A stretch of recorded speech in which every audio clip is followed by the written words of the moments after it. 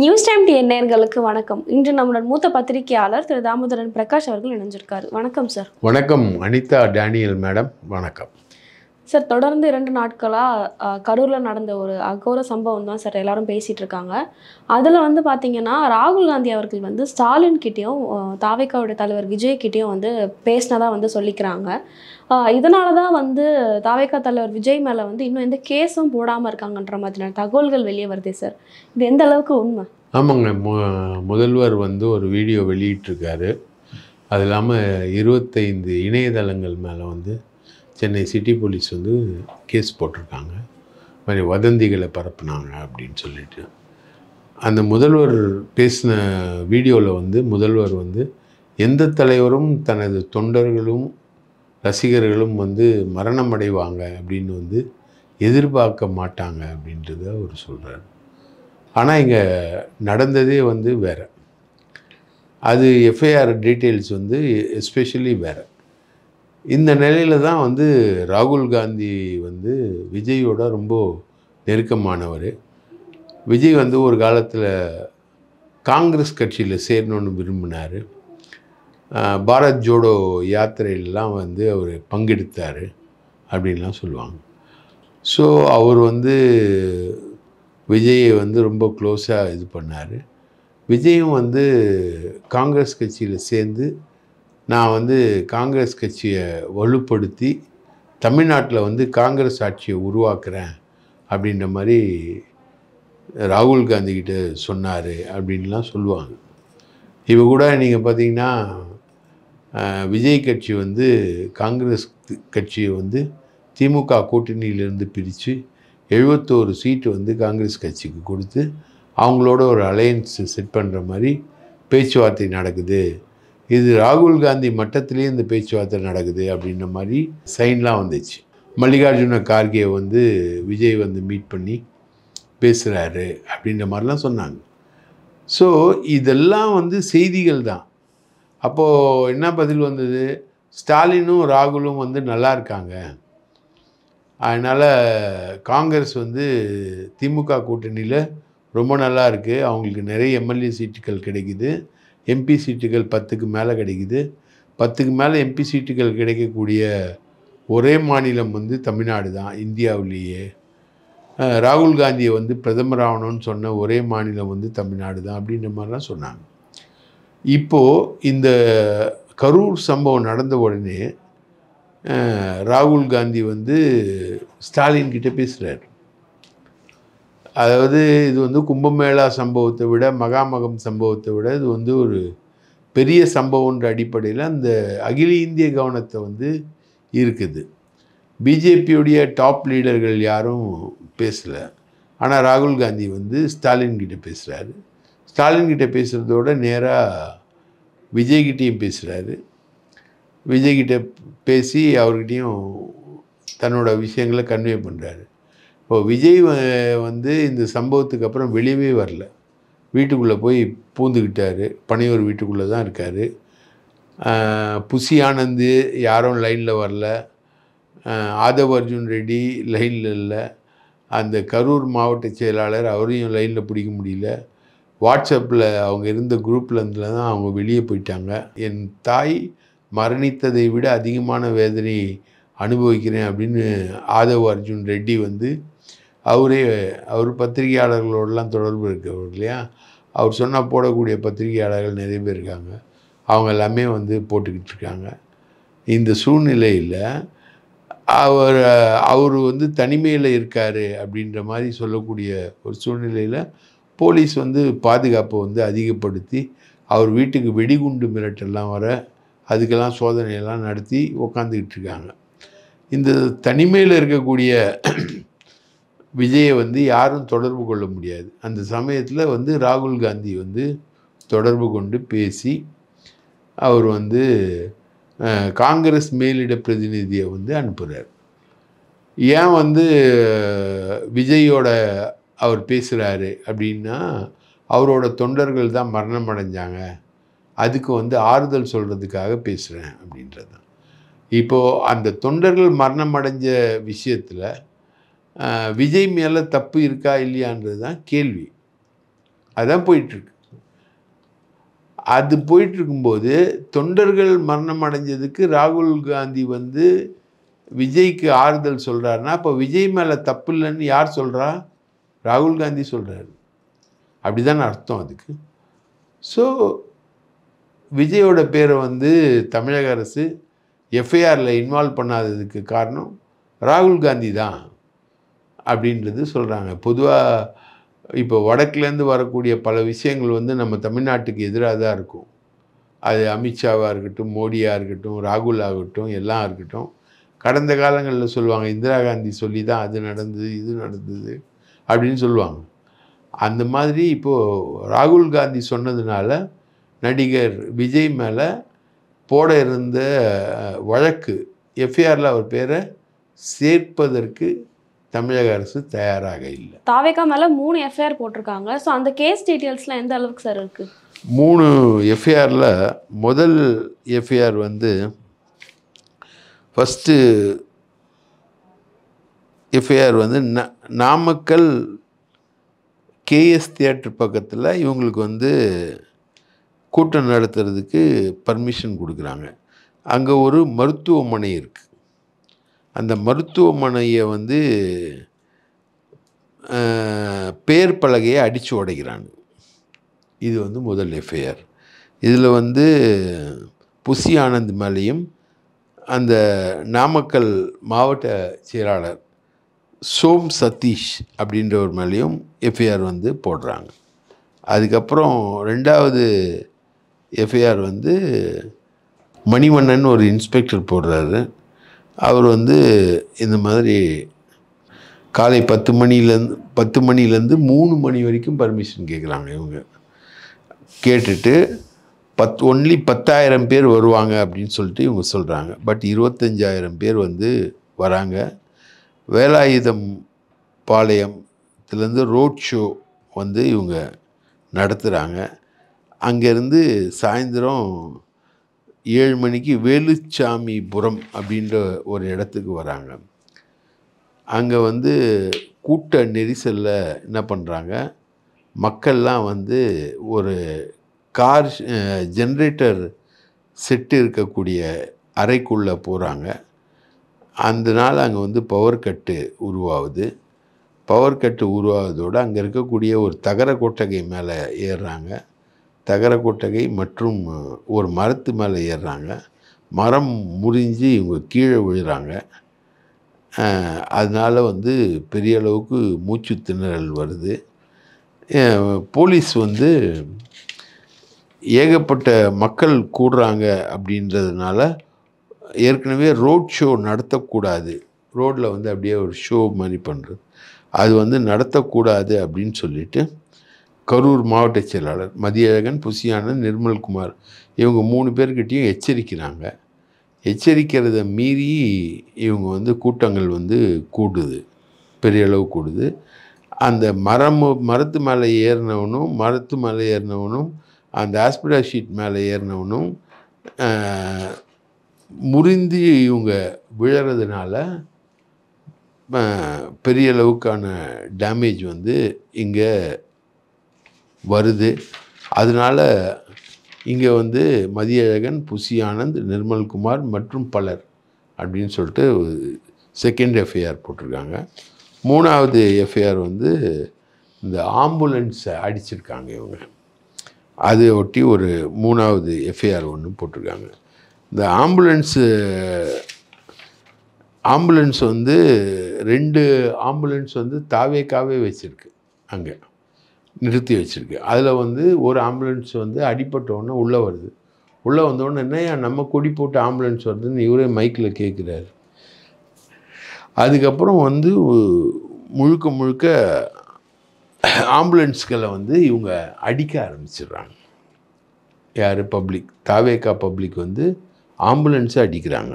Ambulance driver என்ன சொல்கிறாங்கன்னா, நிறைய பேரை நாங்கள் காப்பாற்றியிருப்போம் அப்படின்றதுல அங்கே இருக்கக்கூடிய விஷயம் என்பது, நிறைய பேரை நாங்கள் காப்பாற்றியிருப்போம், ஆனால் இவங்க வந்து எங்களை அடித்ததுனால எங்களால் உள்ளே வந்து காப்பாற்ற முடியல. கரூரில் வந்து சனிக்கிழமை 6 மணிக்கு வந்து கூலி கொடுப்பாங்க. இந்த முறை வந்து இவங்க வந்து மாலையில் வந்து இந்த கூட்டம் நடந்ததுனால இந்த வேலுச்சாமிபுரத்தை தவிர எல்லா ரோடுமே ஃப்ரீயாக இருந்தது. ஆனால் அந்த இடத்துல ஒரு பெரிய கூட்டம் கூடினதுனால பஸ்ஸு போக முடியல. பஸ் ஒரு 30 கிராமம் சுற்றி இருக்குது கரூரை. கரூரில் 30 கிராமத்துக்கும் பஸ்ஸு போக முடியல. அங்கே வந்து தடிச்சு கூடிய கூட்டம் வந்து அந்த ஏரியாவில் கூடிய கூட்டம் வந்து டோட்டலாகவே கரூரை பிளாக் பண்ணிடுச்சு. அப்போது எல்லாரும் அந்த பஸ்ஸுக்கு போகிறவங்க வர்றவங்க எல்லாருமே வந்து நின்று வேடிக்கை பார்க்க அங்கே திரண்டுட்டாங்க. இதுதான் வந்து அந்த கூட்டம் கூடிய பின்னணி. இவர் வந்து ஒரு 3 மணி நேரம் 4 மணி நேரம் லேட்டாக வராமல் இருந்திருந்தால் இந்த கூட்டம் கூடியிருக்காது. அது இல்லாமல் இவர் ஒரு நாமக்கல்லேருந்து இவர் ஒரு 40 காரு 1000 பைக்கு, அது இல்லாமல் இவர் வந்து கரூர் எல்லையில் இந்த வேலாயுதம் பாளையம்ன்றாங்க இல்லையா, அந்த இடத்துல இவரை வரவேற்கிறதுக்கு ஒரு 3000 பேர் இருக்காங்க. ஏற்கனவே 27,000 பேர் உள்ளே இருக்கான். அதோட இந்த காரில் வந்தவங்க ஒரு 2000 பேர், அதுக்கப்புறம் கார்கள் எல்லாமே வந்து டோட்டலாக இவர் கூட வந்த ஆட்கள் எல்லாத்தையுமே சேர்த்தா ஒரு மிகப்பெரிய க்ரௌடாக அது மாறுது. அந்த மிகப்பெரிய க்ரௌடாக மாறுறது தான் ஆக்சிடெண்ட்டுக்கு கொண்டு போகும். இப்போ இவ்வளோ உயிர்கள் போயிருக்கு, பாதி பேர் வந்து தாவேக்கா தான் காரணம், பாதி பேர் வந்து இப்போ ஆளும் கட்சி தான் காரணன்ற அளவுக்கு பேசிகிட்டு இருக்காங்க சார். ஸோ இதுக்கப்புறம் மக்களோட ரியாக்ஷன்ஸ் வந்து எப்படி சார் இருக்கும் இந்த ஒரு இதை பற்றி? மக்களோட ரியாக்ஷன்ஸ் வந்து ரொம்ப டிஃப்ரெண்ட்டாகவே இருக்குது. அதில் வந்து சோகம்ன்றது வந்து பார்த்திங்கன்னா அந்த மக்கள் இறந்து போன மக்கள். ஒரு பெண் வந்து தன்னுடைய குழந்தைய வந்து கணவன் எடுத்துகிட்டு போகிறாரு. அந்த குழந்தை வந்து இறந்துடுது. வயிற்றிலே மிதிச்சிருக்காங்க அந்த குழந்தைய, வயிறுலாம் வெளியில் வந்துட்டு. அந்த பொண்ணு வந்து ஆக்சிடெண்ட்லாம் அந்த பொண்ணு வந்து வாய் பேச முடியாது, காது கேட்காது. அந்த வாய் பேச முடியாத காது கேட்காத அந்த பொண்ணு அந்த குழந்தைய பார்த்து அழுகை இருக்க வந்து கண்ணில் தண்ணீர் வந்துடும். அந்த மாதிரி ஒரு அழுகை. அது மாதிரி இப்போ ஒரு இராணுவ வீரர் வந்து ஒரு பதிவு போட்டிருந்தார்.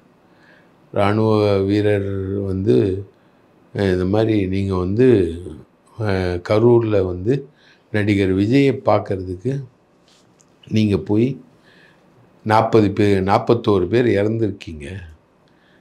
நீங்களாம் என்ன இந்திய தேசத்தை பாதுகாக்கிறதுக்காக நீங்கள் போய் செத்துருந்தீங்கன்னா உங்களுக்கு வந்து மூவர்ண கொடி போற்றி வந்து உங்களுக்கு வந்து மரியாதை செஞ்சு உங்களை வந்து வீரம்னு பாராட்டலாம்.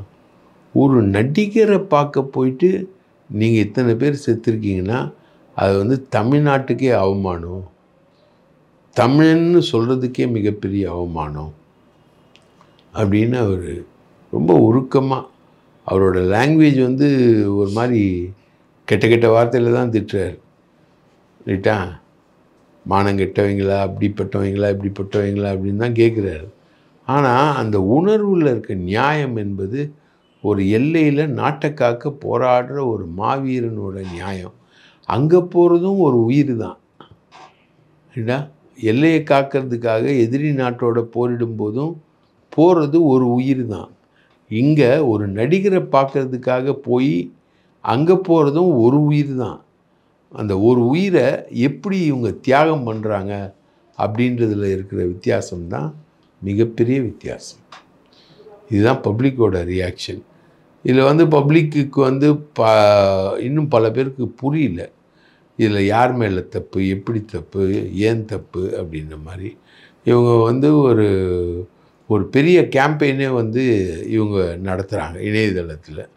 வீட்டுக்குள்ளேருந்துக்கினே நடத்துகிறாங்க. இணையதளத்தில் வந்து தாவேக்கா ரொம்ப கிளேடி. அவங்க இணையதளத்துக்குள்ளே பூந்து சமூக வலைத்தளங்கள் மூலமாக பண்ணுறாங்க.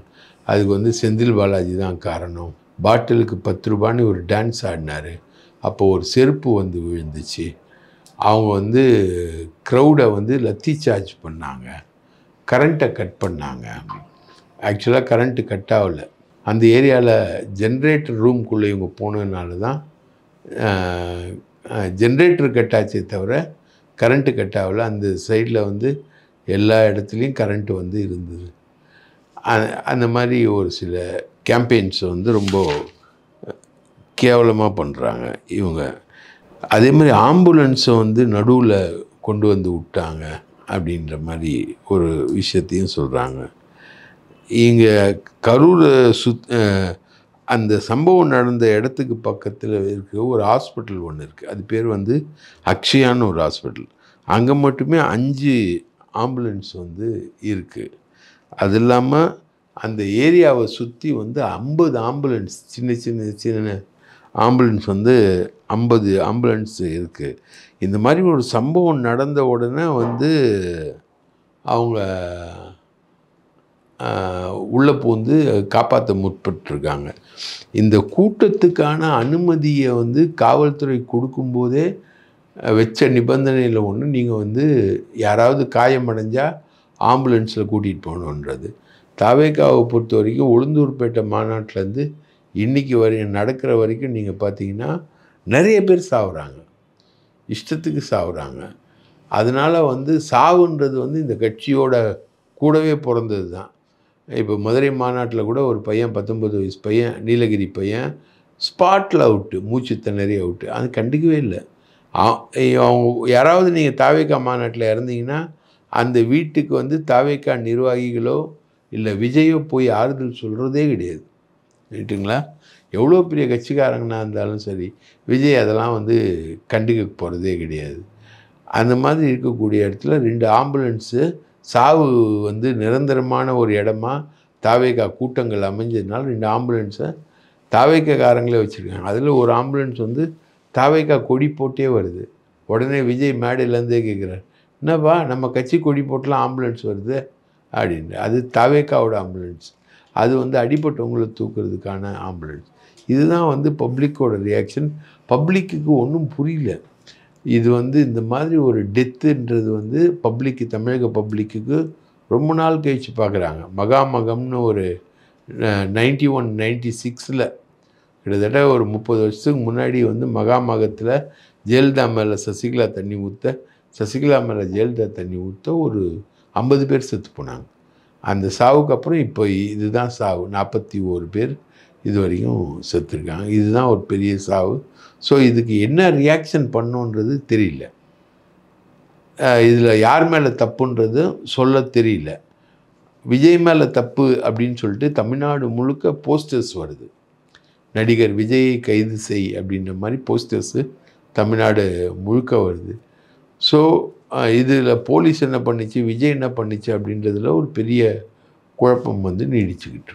சார், இப்போ வந்து பொதுமக்கள் வந்து வி ஸ்டாண்ட் ஃபார் விஜய் அண்ணா அப்படின்ற ஒரு ஹேஷ்டேக் வந்து ஒரு பக்கம் ட்ரெண்ட் பண்ணிட்டு வராங்க. இன்னொரு பக்கம் பார்த்தீங்கன்னா, இப்போ இருக்கக்கூடிய அரசியல்வாதிகள் அண்ணாமலை, எடப்பாடி பழனிசாமி அவர்களாக இருக்கட்டும், இல்லை பிரேமலதா அவர்களாக இருக்கட்டும், அன்புமணி அவர்களாக இருக்கட்டும், இவங்க எல்லாமே வந்து ஆளும் கட்சியை தானே சார் குற்றம் சொல்கிறாங்க. இவங்க எல்லாருமே நீ கரெக்டாக போட்டு பார்த்தீங்கன்னா எதிர்கட்சிகள். ரைட்டா? வி ஸ்டாண்ட் வித் விஜய் அண்ணா அப்படின்னா, விஜய் அண்ணா பாகிஸ்தான் பார்டரில் போய் தியாகம் பண்ணி தற்கொலைப்படை தாக்குதலில் வந்து காயம்பட்டு திரும்பியிருக்கார் அவர். அந்த மாதிரிலாம் எதுவும் பண்ணல. திரும்பி கூட பார்க்கலல்ல. 30 பேர் செத்துருக்காங்கன்னு நிருபர்கள் கேட்கும்போது கேவலமாக ரியாக்ட் பண்ணிட்டு தானே போயிருக்காரு. அதுக்கப்புறம் சென்னைக்கு போயிட்டு அந்த 30 பேர் இறந்ததை பற்றி கூட கவலைப்படல. அங்கே ஃப்ளைட்டில் கூட வந்து அவங்ககிட்ட சிரிச்சிட்டே போஸ் கொடுத்துட்டு போகிறார். அதுக்கப்புறம் வீட்டுக்குள்ளே போய் பூந்துக்கிட்டு வழக்கறிஞர்களை கூப்பிட்டு சிபிஐ விசாரணை வேணுன்றார். சிபிஐ விசாரணை வேணுன்றது எதுக்கு அவர் கேட்குறாருன்னா, ஸ்டேட் கவர்மெண்ட் என்கொயரி பண்ணால் ஏதாவது பொலிட்டிக்கலாக காயின் பண்ணிவிடுவாங்க அப்படின்றாரு. இப்போ அருணா ஜெகதீசனோட ஆணையம் வந்து போயிட்டுருக்கு. இப்போது தண்டபாணின்னு ஒரு நீதிபதியை வந்து போய் சந்தித்து அவர் மூலமாக மதுரையில் வழக்கு தொடர்ந்து சிபிஐ விசாரணை கேட்குறார். சிபிஐ விசாரணை கேட்கும்பொழுது மத்திய பாசிச பாஜக அரசுன்னு விஜய் சொல்கிறார் இல்லையா, யாரை? பாஜகவை சொல்கிறார். அந்த அரசுக்கு தூது போடுற வேலையை தான் இவர் வந்து செய்கிறார். அப்போ பாஜகவோட இணக்கமாக போகணும் அப்படின்றது இவர் சொல்கிறாரு. பாரதிய ஜனதா கட்சியில் ஒரு கட்டளையே போட்டிருக்காங்க, யாரும் வந்து விஜயை எதிர்த்து பேசக்கூடாது. அதே மாதிரி அதிமுக ஆல்ரெடி விஜயை எதிர்த்து பேசாது. எடப்பாடி பழனிசாமியும் இந்த சந்தர்ப்பத்தில் விஜயை கைது பண்ணோன்னு அவர் குரல் கொடுத்துருந்தாருன்னா விஜய் காலி. திமுகவும் குரல் கொடுக்குது, அதிமுகவும் குரல் கொடுக்குதுன்னா முடிஞ்சு போச்சு. ஆனால் அவர் வெயிட் பண்ணுறாரு. அவர் விஜய் எதிர்த்து பேசல. அப்போது அதிமுகவும் சரி பாஜகவும் சரி எப்படியாவது விஜய் வந்து நம்ம கூட்டணிக்கு வந்துடுவார் அப்படின்றதுக்காக வெயிட் பண்ணுறாங்க அவங்க. இவரும் வேறு வழி இல்லாமல் சிபிஐ விசாரணை கேட்டு இவர் போய் அவங்க வலையில் இவர் வந்து சிக்கிறார். ஸோ பிரேமலதா சரி, அன்புமணி சரி, ஜிகே வாசனும் சரி, பிஜேபியும் சரி, ஏடிஎம்கேயும் சரி, இவங்க எல்லாருமே வந்து விஜயை தான் சப்போர்ட் பண்ணுவாங்க. ஏன்னா இது வந்து திமுக அரசுக்கு எதிராக அவர் பேசிட்டு வர்றதுனால விஜயை சப்போர்ட் பண்ணி விஜயை வந்து தன்னுடைய கூட்டணியில் இணைக்கிறதுக்கான ஒரு விஷயம் வந்துச்சு. இதில் ஒரு விஷயம் ரொம்ப கிளியர் ஆகிடுச்சுமா. விஜய் ஒரு 5-6% ஓட்டு வாங்குவார் அப்படின்னு எதிர்பார்க்கப்பட்டது. ஆனால் இந்த விஜய் வந்து திமுக அதிமுக அல்லாத ஒரு பெரிய மாற்றத்தை கொண்டு வருவார் அப்படின்ற ஒரு பெரிய இமேஜ் வந்து பப்ளிக் மத்தியில் இருந்தது. அந்த பப்ளிக் மத்தியில் இருந்த இமேஜ் வந்து அப்படியே ரப்பர் போட்டு அழிச்ச பென்சில் மார்க் மாதிரி சுத்தமாக அழிஞ்சு போச்சு. விஜய் வந்து ஒரு தலைவன் என்பதை தாண்டி பொதுமக்களுடைய பிரச்சனையை அவங்க கண்ணெதிர்க்க சாகும்போது கூட பார்த்துட்டு சும்மா போகிற தலைவன். இவர் மேலேருந்து பார்க்கும்போது தண்ணியை போடுறாரு. அவர் போட்டு அப்போ ஆதவ அர்ஜுனா சொல்கிறாரு செத்து போயிட்டாங்க அப்படின்னோடனே சைலண்ட்டாக இறங்கி போகிறாரு. போயிட்டு எங்கே அவரோட வண்டியை வந்து பின்தொடர்ந்து வந்துடுவாங்களோன்னு பயந்து 3 கார் மாறுறாரு. திருச்சிக்கு போகிறதுக்குள்ளே, கரூர்லேருந்து திருச்சிக்கு போகிறதுக்குள்ளே 3 கார் மாறுறாரு. மாறி தான் அவர் போகிறாரு. ரொம்ப ரகசியமாக போகிறாரு. அதுக்கப்புறம் அவர் யாரையுமே பார்க்கல. இன்றைக்கி இவரோட ஆதரவாளர்கள்லாம் போயிட்டு சிபிஐ விசாரணை கேட்டு மதுரை கோர்ட்டில் மனு போட்டு நேராக குருமூர்த்தியை போய் பார்த்து பேசி விஷயங்கள்லாம் பண்ணியிருக்காங்க. அப்போது எந்த பாசிச பாஜக மத்திய அரசுன்னு சொன்னியோ அந்த பாசிச பாஜக காலில் உழக்கூடிய ஆளாக தான் விஜய் மாறியிருக்கார். ஒரு சைடில் ராகுல் காந்தியை வச்சு தமிழ்நாடு அரசு வந்து வழக்கு போட்டு அதில் வந்து தன்னோட பேர் இன்வால்வ் ஆகாமல் பார்த்துருக்காரு. இன்னொரு பக்கம் பிஜேபியோட சேர்ந்து பிஜேபி பக்கம் போய் இவங்களெல்லாம் பேச வச்சு இவர் வந்து சேஃபாக ஆகிற கேமாக ஆடியிருக்காரு. வீட்டுக்கு போயிட்டு ஒரு தனியாக இருந்துக்கிட்டு ஒன்றும் பண்ணாமல் இல்லை, இவர் எல்லா வேலையும் பண்ணி மனு தாக்கல் பண்ணியிருக்காரு. இப்போது என்ன சொல்கிறாங்க, எங்ககிட்ட எல்லா ஆதாரமும் இருக்குது, அந்த கூட்டத்தில் வந்து தடியடி நடந்தது, கரண்ட் இல்லை, அது இல்லை, இது இல்லை, ஆம்புலன்ஸ் வந்தது, அப்படிலாம் பிரச்சனை பண்ணாங்க. இது வந்து ஒரு செந்தில் பாலாஜின்ற ஒற்றை மனிதரோட சதி தான் இவ்வளவும் வந்தது அப்படின்றதுக்கு எங்கிட்ட ஆதாரம் இருக்குது, அப்படி இருக்குதுன்னு சொல்லிட்டு இவங்க வந்து கோர்ட்டில் சொல்லிக்கிட்டு இருக்காங்க. இது எல்லாமே சரி, விஜய்ன்ற ஒரு தலைவனை, விஜய்ன்ற ஒரு நடிகரை எந்த அளவுக்கு இவர் கேவலமான ஆள், எந்த அளவுக்கு இவர் மோசமான ஆள், எந்த அளவுக்கு இவர் மனிதாபிமானமற்ற ஒரு ஆள், எதை பற்றியும் கவலைப்பட மாட்டார். ஒரு வீடியோ நீங்கள் பார்த்தீங்கன்னா லைட்டை போட்டு போட்டு ஆஃப் பண்ணுவார் ஒரு வீடியோவில். அதாவது இவருடைய பிரச்சார வண்டி வந்துக்கிட்டு இருக்கோம், எல்லாரும் அவரை பார்த்து கை இது பண்ணிக்கிட்டே இருப்பாங்க. கரூர் பக்கத்தில் வரும்போது லைட்டை போட்டு ஆஃப் பண்ணுவார். அந்த பிரச்சார இடத்துலையே லைட்டை போட்டு ஆஃப் பண்ணுவார். அதுதான் வந்து இவரை நோக்கி ஜனங்களை போக வச்சுது. லைட்டை போட்டு ஆஃப் பண்ணுறாரு, அப்போ லைட்டு போடும்போது ஜனங்க ஓட ஆரம்பித்தாங்க. இது வந்து ஒரு உயிரிழப்புக்கு ஒரு காரணம்னு சொல்கிறாங்க. ரைட்டுங்களா? அங்கே எல்லாமே கரண்ட் இருந்தது. அதே மாதிரி மேலே ஏறி பார்க்கும்போது இவரால் கீழே வந்து ஜனங்க வந்து செத்து மடிகிறதை இவரால் கண்டுபிடிக்கவே முடியல. அதுக்காக இவர் கவலைப்படவும் இல்லை. நான் சேஃப்டியாக இருக்கணுன்றது தான் வர்றாரு. அப்போது நீ சேஃப்டியாக இருக்கணுன்றதுக்காக நீ எதுக்கு அரசியலுக்கு வர? உன்னை பார்க்க வந்த ஜனங்க தானே இப்படி சாவுறாங்க. அப்போது அந்த ஜனங்க மேலே உனக்கு கருணையே கிடையாதா? எதுவுமே கிடையாதா? ஒன்றுமே கிடையாதா? நீயா சரி, நீ அங்கே இல்லை, நீ அப்படியே அந்த திருச்சியில் உட்காந்துக்கிட்டு அந்த மக்களுக்கு ஆறுதல் சொல்கிறதுக்கு ஏதாவது செஞ்சுருக்கலாம்ல. 20 லட்ச ரூபா தரேன்னு சொல்லிட்டு இன்றைக்கி 10 லட்ச ரூபா ஸ்டேட் கவர்மெண்ட் சொன்ன அப்புறம் கொடுக்குற. ஸ்டேட் கவர்மெண்ட் எங்கெங்கோ இருக்கக்கூடிய டாக்டர்ஸ் ஒரு 450 பேரை ஆர்கனைஸ் பண்ணுது. ஊரில் இருக்க திமுக மந்திரிகள் எல்லாரும் மா சுப்பிரமணியம், செந்தில் பாலாஜி, அதுக்கப்புறம் உதயநிதி ஸ்டாலின், அன்பில் மகேஷ் பொய்யாமொழி, அது இல்லாமல் முதல்வர் இங்கேருந்து 1 மணிக்கு புறப்பட்டு போய் 3:40க்கு ரீச் பண்ணி அவர் ஹாஸ்பிட்டலுக்கு போய் பார்த்து ஆறுதல் சொல்லிவிட்டு 7:20க்கு அவர் கிளம்புறாரு. அப்போது வந்து துபாய்க்கு போய் அங்கேருந்து பிரசில்ஸுக்கு போகிறதுக்காக திட்டம் போட்டு ஃபேமிலி பிக்னிக்கு போன உதயநிதி வந்து திரும்பி வர்றார். துபாயிலேருந்தே ஒருத்தன் வரான், இங்கே இருக்கிற நீ வந்து திரும்பி பார்க்க முடியாதா? ஏமா உன் எதிர்க்கவே ஒரு சம்பவம் நடக்குது கரூரில், உன்னால் அதை போய் பார்க்க முடியாதா? அனிதான்னு ஒரு பொண்ணு வந்து சூசைட் பண்ணி இறக்குது நீட்டு தேர்வால். அவள் வீட்டுக்கு நைட்டோட நைட்டு போனல, அது சீன் போட்டல, போய் சீன் போட்டல. உன் கண் எதிர்க்க வந்து உன்னுடைய தொண்டர்கள் உன்னை பார்க்க வந்தவங்க ஆம்பளை பொம்பளைங்களா உட்காந்து செத்து 8, 9 சின்ன பசங்க, 7 வயசு பசங்க, 8 வயசு பசங்க, 6 வயசு பசங்க, 4 வயசு பசங்க, இவங்கெல்லாம் சாவுறாங்களே, உனக்கு இரக்கமே இருக்காதா? அவர் போயிருந்தா இன்னும் கலவரம் வந்து வேற மாதிரி ஆயிருக்கும். அது எப்படிங்க? நீங்கள் வந்து சரி, நீ அங்கே போவானா ஒரு மூலையில் உட்காந்து பார்த்துக்கலாம்ல. ஒரு ஊரில் உட்காந்துக்கிட்டு திருச்சியில் ஒரு 20-30 பேரை திரட்டிட்டு அங்கே உட்காந்துக்கிட்டு நீ வந்து அந்த செத்தவன் யார், செத்தவன் குடும்பத்துக்கு என்ன பண்ணணும், அவங்களுக்கு எப்படி ஆறுதல் சொல்லணும், நீ கூட போவானா? உன் கட்சிக்காரங்களை அனுப்பலாம்ல.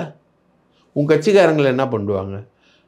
இப்போ சம்மந்தம் இல்லாமல் விடுதலை சிறுத்தை கட்சி வருது, பாஜக வருது, அதிமுக வருது, எல்லாருமே போகிறாங்க. நிர்மலா சீதாராமன் மத்திய அமைச்சர் போகிறாங்க, ஆறுதல் சொல்லிட்டு வராங்க. ரைட்டா?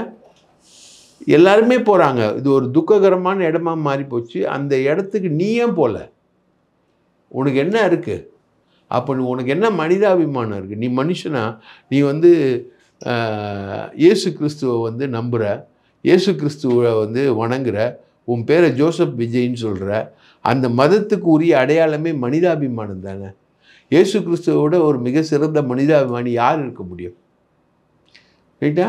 மாதா வந்து வேளாங்கண்ணியில் வந்து முடவனுக்கு வந்து நீர் கொண்டு வந்து கொடுத்தாங்க. அதுதான் அந்த அம்மாவுடைய பெருமைன்னு சொல்லுவாங்க.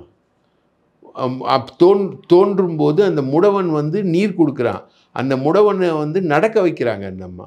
அதுதானே அந்த அம்மாவோட பெருமை, அதுதானே மனிதாபிமானம், அதானே கிறிஸ்துவ மதம் சொல்லித்தர மனிதாபிமானம் அதானே. அப்போது இயேசு கிறிஸ்து வந்து எத்தனையோ பேருக்கு பல அற்புதங்களை காட்டியிருக்காரு அப்படின்னு நீங்கள் சொல்கிறீங்க, உங்கள் வேதத்தில் சொல்கிறீங்க. அந்த வேதத்தை ஃபாலோ பண்ணுற நீ அதுக்கேற்ற மாதிரியாவது இருக்கணும்ல, மனிதாபிமானத்தை காட்டணும்ல. ஓடுற இடத்த விட்டு ஓடுற, இதுதான் உன்னுடைய மனமா? இதுதான் இல்லை நீயா? இதுதான் உன்னுடைய உருவமா? போயிட்டு ராகுல் காந்தி கிட்ட போயிட்டு கேஸ் போடாதன்ற, இந்த சைடில் பிஜேபி கூட சேர்ந்துக்கிட்டு சிபிஐ விசாரணை வேணுன்ற, இந்த தகுடுதத்த வேலையெல்லாம் செய்கிறல்ல உக்காந்துக்கிட்டு. செத்தவனுக்கு என்ன கதி? அவனுக்கு என்ன ஆறுதல்? இது வரைக்கும் செத்தவன் எத்தனையோ பேர் மாநாட்டில் செத்துருக்கான். நீயே பவுன்சர் மூலமாக தூக்கி 2 பசங்களை போட்டிருக்க. அவனுக்கு ஏதோ கம்பியில் மாட்டி பொழைச்சானுங்க. இவங்களெல்லாம் நீ என்ன பார்த்த? இவங்களுக்கு என்ன நீ அட்ரஸ் பண்ண? ஆதவ் அர்ஜுன் ரெட்டி வந்து மகாத்மா காந்தி அம்பேத்கரையும் பக்கத்தில் வச்சுக்கிட்டு மனிதாபிமானத்தையும் சாதியை ஏற்றத்தாழ்வு ஒழிக்கிறத பற்றியும் பேசுகிறாரு. இது என்ன சாதியை ஏற்றத்தாழ்வை விட கேவலமான ஒரு விஷயம் இல்லை இது? உனக்காக வர்றவன், உனக்காக சிலுவை சுமக்கிறவன், உனக்காக பாரம் சுமக்கிறவன், அவனை வந்து நீங்கள் எல்லோரும் தூக்கி போட்டு போகிறீங்களே. இதுதான் அம்பேத்கர் சொல்லி கொடுத்தாரா? இதுதான் மகாத்மா காந்தி சொல்லி கொடுத்தாரா? நீங்கள்லாம் என்ன தத்துவத்தை பின்பற்றுறீங்க? என்ன தத்துவம் உங்களோட தத்துவம்? அஃப்கோர்ஸ் விடு, புசியானது சாராய கடை தான் அவன் தத்துவம். அதுக்குள்ளே நம்ம வரல, சாராய கடைக்குள்ளே வரல, அதிகபட்சம் விறகு தொட்டி அதுக்குள்ளேயும் வரல. ஆனால் விஜய்க்குன்னு ஒரு தத்துவம் இருக்குல்ல, விஜய்க்குன்னு ஒரு மனிதாபிமானம் இருக்குல்ல, விஜய்க்குன்னு எல்லாமே இருக்குல்ல, விஜய்க்குன்னு ஒரு மதம் இருக்குல்ல, ஒரு மதத்தோட பிரின்சிபல்ஸ் இருக்குல்ல. ஜோசப் விஜய்னு ஒன்று நீ சொல்லிக்கிறிய, கிறிஸ்துவத்தோட எந்த நல்ல குவாலிட்டி உங்ககிட்ட இருக்குது? நீ என்ன கிறிஸ்துவன்? அடுத்தவன் சாவறதை பார்க்குறவனா கிறிஸ்தவன்? அடுத்தவன் கண்ணீரை துடைக்கிறவன் தானே அந்த மதம். சாதிய ஏற்றத்தாழ்வுகள் வந்து பெருசாக ஓடிட்டு இருந்த இந்த சமுதாயத்தில் சாதிய ஏற்றத்தாழ்வுகளை ஒதுக்கிட்டு கல்வி முறையை கொண்டு வந்தவர்கள் தானே கிறிஸ்தவர்கள் இந்தியாவில். ராபர்ட் கால்டுவெல்லேருந்து எல்லாருமே எதை கொண்டு வந்தாங்க? எதை போதிச்சாங்க? நீ எதை போதிக்கிற? நீ ஓட்டு வேணுன்றதுக்காக நீ என்ன வேணா சரியா? லைட் ஆஃப் பண்ணி ஆன் பண்ணுறிய, நீன கடவுளா?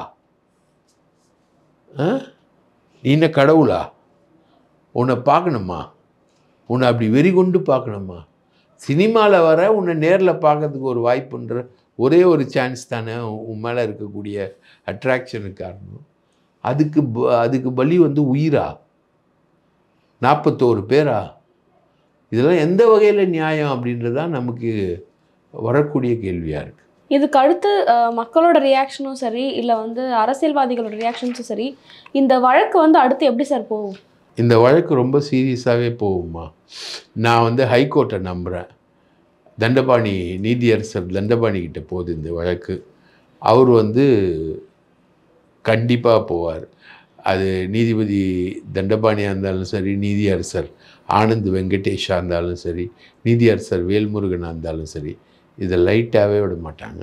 நீ சுப்ரீம் கோர்ட் இல்லை, அதுக்கு மேலே எந்த கோர்ட்டுக்கு போனாலும் அமித்ஷா இல்லை, நரேந்திர மோடி இல்லை, ராகுல் காந்தி இல்லை, சோனியா காந்தி இல்லை, யார் வந்தாலும் நீ தப்பிக்கவே முடியாது. இந்த பழிகள் முக்கியம் எஃப்ஐஆரில் குறிப்பிட்டது 2 காரணம்தான் முக்கியமான காரணம்.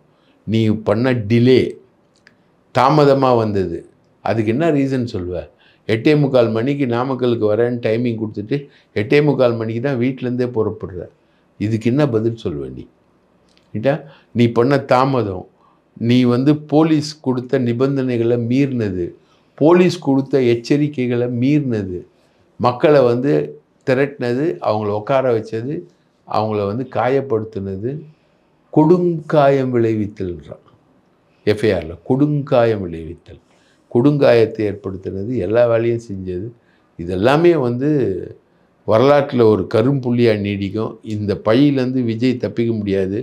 இன்றைக்கி வேணால் ஸ்டாலின் அவர் மேலே எஃப்ஐஆர் போடாமல் ரைட்டாக பண்ணியிருக்கலாம், என்ன வேணால் பண்ணிக்கலாம். அவரை காப்பாற்றுற முயற்சிகள் நிறைய நடக்குது, அதில் மாற்று கருத்தே கிடையாது. அவரை யாரும் காப்பாற்றலாம்.